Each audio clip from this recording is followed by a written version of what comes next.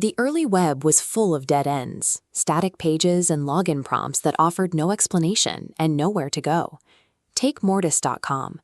For 15 years, this was one of the internet's most persistent enigmas.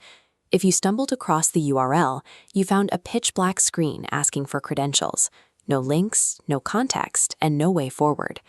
Then there was the Reddit user Yay Video Games.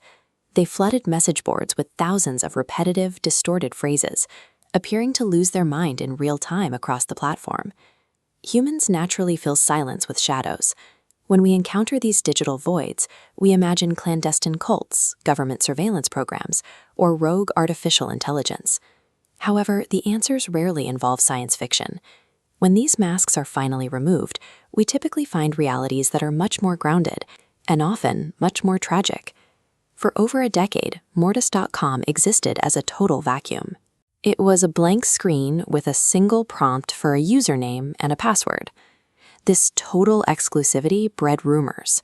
Theories circulated that the site was an encrypted entrance to the dark web, or perhaps a hidden communication hub for international intelligence agencies. The solution didn't come from attacking the site's security, but from tracing the digital footprint of its administrator. Investigators found the owner's email address in a leaked database of old LinkedIn passwords, which provided a real-world name to match the domain registration. That trail led to a man named Thomas Wei Ling. Ling wasn't running a secret society. In the late 90s, when hosting large files online was expensive and difficult, he used Mortis as a private vault.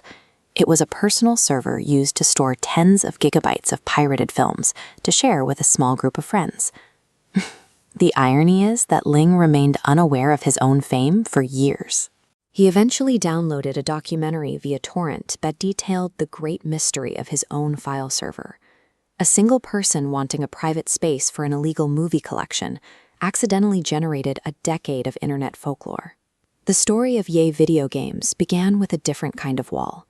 This user fixated on the phrase, "Steamworks go bye-bye," posting it thousands of times in obsessive, glitching loops.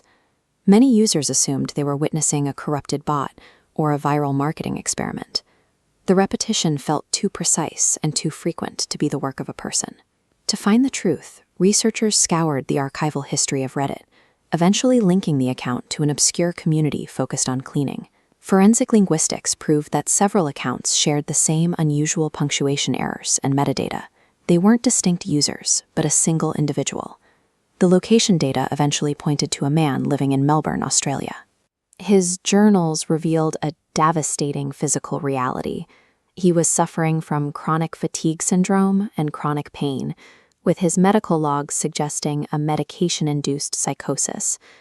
The glitch was a neurological thought loop. His mind had logged on to a technical phrase about digital rights management, forcing him into a repetitive, agonizing cycle of communication.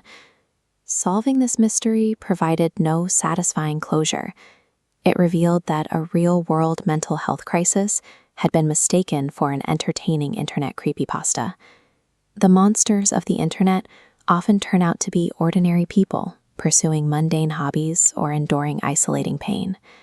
There is a tragedy in a person screaming into the digital void for help, only for the world to treat that scream as a scary anomaly to be dissected for views. Removing this supernatural myth from these stories exposes a much more sobering human reflection.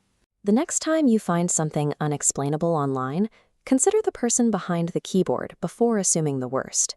When you find a digital door with no explanation, do you try to find a way inside, or do you recognize that some spaces were never meant for you?